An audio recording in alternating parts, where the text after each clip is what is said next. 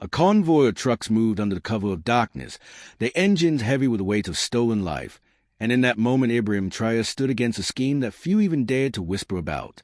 Before I take you deeper, make sure you subscribe to the channel so you never miss stories that powerfully reveal hidden truths and unforgettable turns.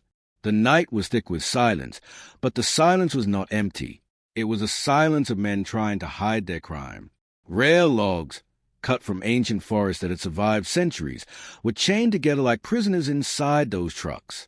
They were not just wood, they were heritage, they were memory, and they were value beyond money. The market that awaited them was hidden in shadows, a clandestine chain that stretched far beyond borders. It was not only about trees. It was about wealth stolen in plain sight, a robbery of nature carried out with political blessing. Many in Burkina Faso knew of these operations but kept quiet. Fear silenced their voices. Local villagers watched their forests vanish day by day, but they were too powerless to raise a cry.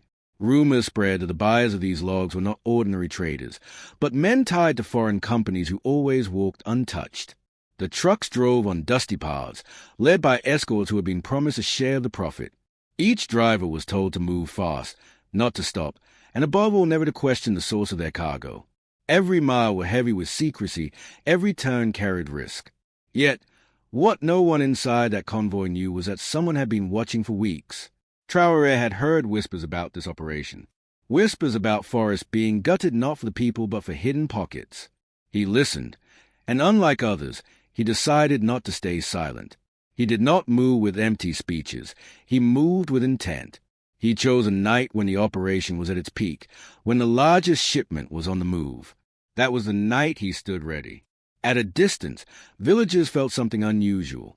They heard the sound of heavy engines rumbling long after midnight, louder than normal, heavier than usual. An old man who had once worked as a forest guard shook his head in sorrow. He knew the sound well. He whispered, "They are stealing again."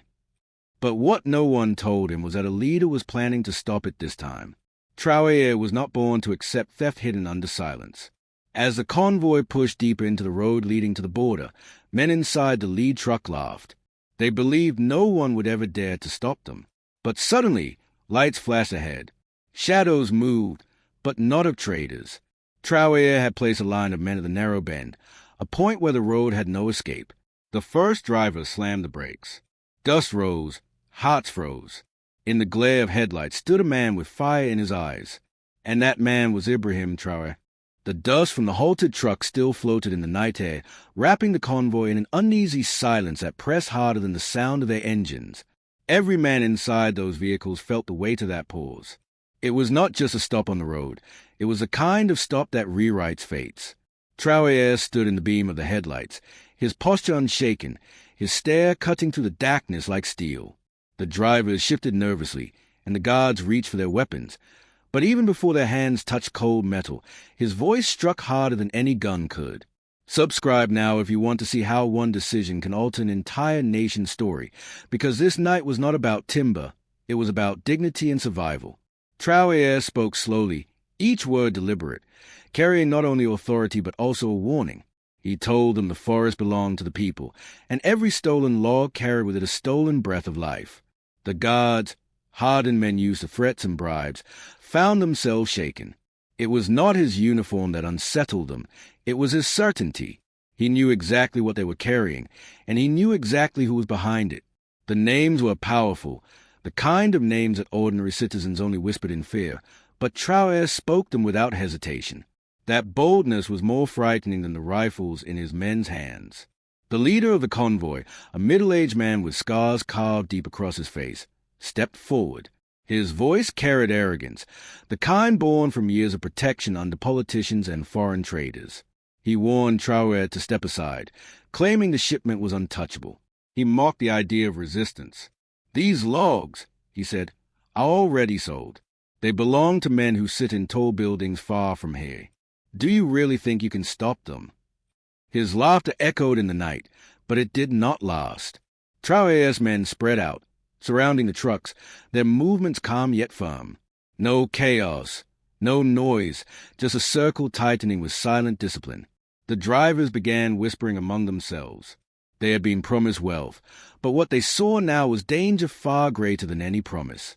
Some muttered prayers under their breath, afraid not only of losing the cargo but of angering powers they could not even see. In that fragile moment, a second twist unfolded. One of the younger guards, no older than 20, lowered his weapon and dropped it on the ground. His hands trembled as he admitted he had joined only to earn money for his family, not to betray his own soil.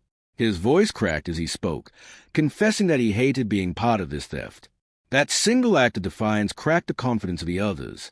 What had seemed like an unbreakable convoy suddenly looked fragile. But danger was not gone. From the shadows behind the trucks, another figure emerged, an official in plain clothes, someone who was never meant to be seen here. His face was recognized instantly. He was not a smuggler, he was a politician. His presence told the truth that had always been hidden. This scheme was not run by criminals in the forest. It was protected from the top. And that truth changed everything. The moment the politician stepped into the light, the silence of the night turned heavier than the roar of 1,000 engines. Every man there understood what it meant. This was no ordinary smuggling ring. This was a chain that began in the forest and ended inside government holes. Traoré's eyes locked on the official, and in that exchange of stays, the entire convoy realized something bigger was about to unfold. Subscribe now if you want to witness how hidden powers unravel when truth is forced into the open, because what followed next would test not only courage but also survival itself. The politician did not panic. He adjusted his coat and forced a smile carved from years of false promises and deals made in hidden rooms. He walked slowly toward Traoré, speaking in a calm voice. He insisted the operation was legal, that the documents were signed, that everything was in order. He waved a folder of papers as if signatures could erase the screams of dying forests. The drivers leaned forward in disbelief, because even they knew these shipments were cloaked in lies. Traoré did not even glance at the papers. He told the official that no signature could legalize theft, no stamp could justify betrayal, and no paper could hide the truth written in the soil. His words hit the air like sharp blades. For a moment, even the night seemed to hold its breath. The politician's smile cracked, and behind it flashed the anger of a man used to obedience, not defiance. He threatened consequences, he warned of retaliation, and he hinted at forces far beyond that road. But Traoré stood unmoved. The villagers who had secretly followed the noise from their homes gathered at the edges of the forest. Old women wrapped in faded cloth, children clutching their fathers' hands, men whose faces were lined with both fear and pride. They all watched silently.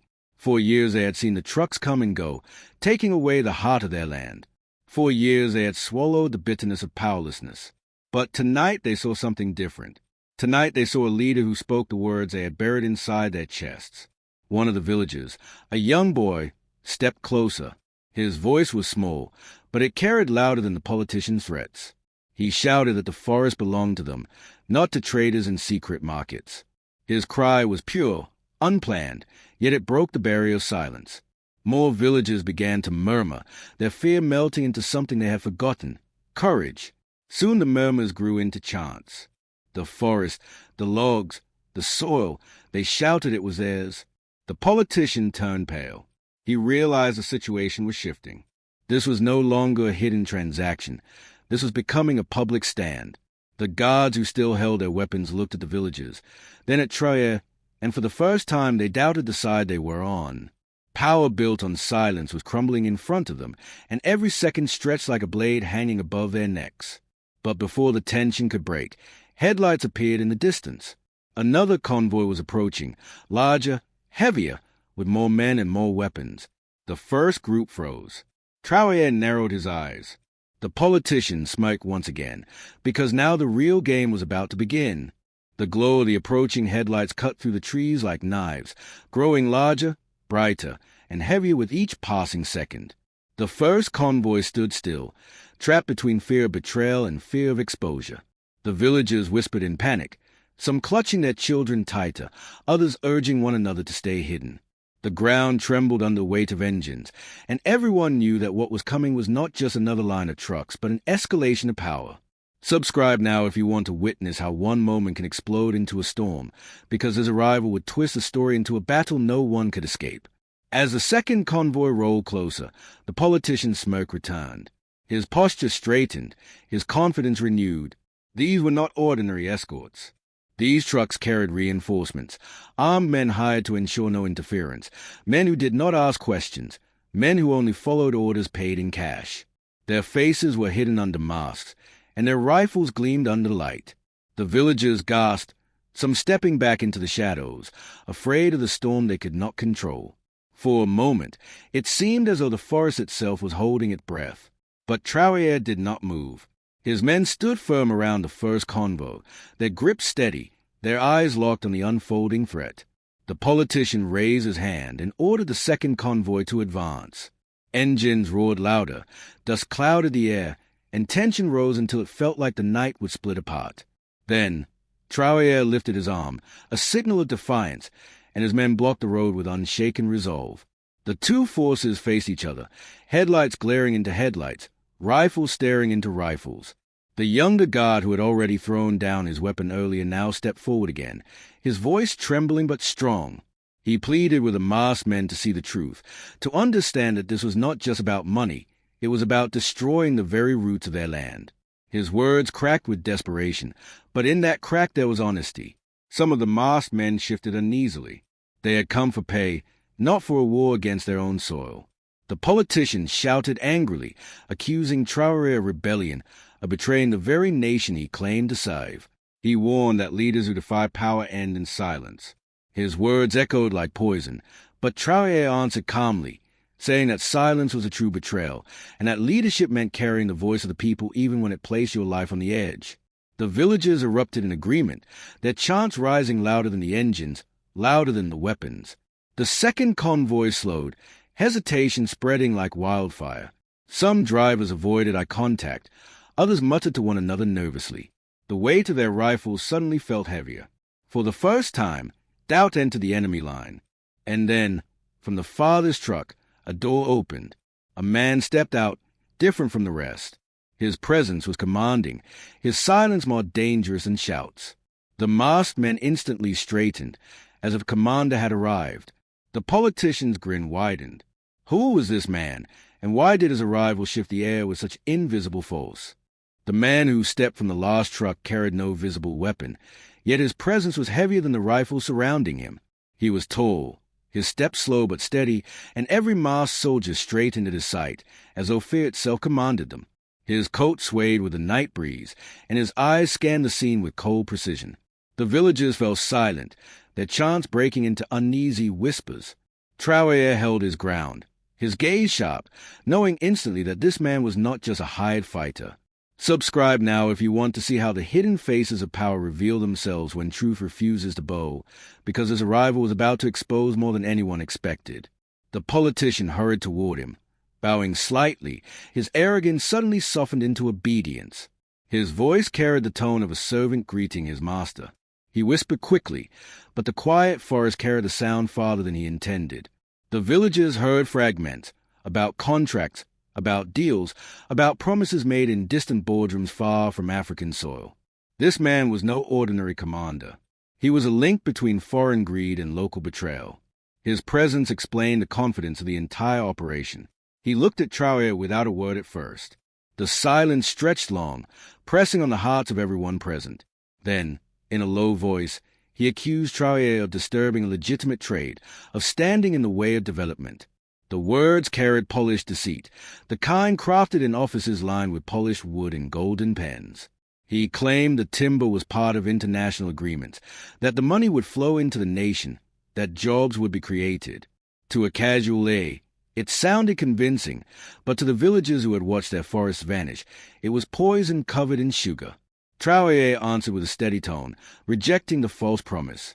He told the man that no development could grow from roots cut in silence, no wealth could come from destruction disguised as progress. He said the soil was bleeding, and every log carried the scream of a tree that had stood longer than the men who now tried to sell it. His words echoed across the forest, and even the masked soldiers lowered their eyes, unsure of their place in this deception. The mysterious man's face darkened. He ordered his soldiers to prepare the trucks to move again, but hesitation rippled through their line. The young guard who had defected earlier shouted once more, urging them to stand with their people, not against them. His bravery sparked murmurs among the masked men. A few stepped back, their rifles shaking in uncertainty. The politician panicked, his voice breaking as he screamed at them to obey. His desperation exposed the crumbling foundation of his authority. The villagers began to chant again, louder this time, their courage fueled by Traoré's defiance. It was no longer a confrontation of guns and orders. It was a battle of wills, and the balance was shifting. Sensing the wavering loyalty, the mysterious man pulled something from his coat, not a weapon, but a small device that gleamed under the headlights. Its purpose was unclear, but the fear in the politician's eyes revealed its danger. What secret power was hidden inside that device, and why did it terrify even his allies? The device gleamed like a shard of metal destiny, small enough to fit in a hand, yet heavy enough to shift the course of a nation. The politician's lips trembled as he looked at it, fear carving lines across his face. The masked men who had stood so firm a moment earlier now looked uncertain, their loyalty cracking with each heartbeat. The mysterious man raised the device slightly, his voice low but sharp, explaining that with one press of his thumb he could erase all evidence of the convoy. He spoke of fire, of destruction, of silencing every witness in an instant. The villagers gasped, clutching one another, terror rippling through the crowd. Subscribe now if you want to see how courage stands unbroken even against the darkest threats, because in this moment the entire struggle balanced on a single breath. Traoré did not flinch. His eyes locked on the man, steady and fearless. He called the bluff, declaring that no device, no hidden fire, no foreign scheme could bury the truth forever. He reminded everyone that history does not bend to machines, it bends to courage. His voice rose over the engines, over the panic, over the weight of fear. The villagers listened, their fear transforming into resolve. They began chanting louder, drowning the tension with cries that echoed into the trees. The mysterious man pressed his thumb closer to the button, but something unexpected happened. One of the masked soldiers, driven by the courage of the villagers, lunged forward and knocked the device from his hand. It fell onto the dusty ground, the impact sending sparks of light but no explosion. The forest remained standing, the night unbroken. A wave of relief surged through the villagers, their cheers shaking the silence. The mysterious man staggered back, his authority crumbling. The politician shouted for the soldiers to seize control, but his words carried no power anymore. The soldiers hesitated, their faces torn between fear and shame. One by one, rifles lowered, masks removed, loyalty reclaimed. The convoy of trucks, once a symbol of theft and betrayal, now stood frozen, stripped of protection. The villagers surged forward, their hands reaching for the stolen logs. They touched the wood as though touching the bones of their ancestors, reclaiming what was theirs. The politician tried to flee, but villagers blocked his path. His screams for mercy were drowned by the chants of justice. Traoré raised his hand, calling for silence. He told the villagers that justice would not come from chaos but from truth. The politician and the mysterious man would face judgment not in darkness but in the light of the people. His words carried calm strength, restoring order in the storm. The villagers wept, not from sadness but from release. For years they had watched their forests die. For years they had swallowed silence. Tonight they had witnessed courage break chains heavier than steel. The convoy, the soldiers, the politicians, none had expected resistance. Yet here they stood, defeated not by weapons, but by unity. And as the night faded into dawn, the question that lingered on every lip was simple yet terrifying. If Traoré could stop this convoy, how many more hidden convoys would he have to face in the shadows of tomorrow?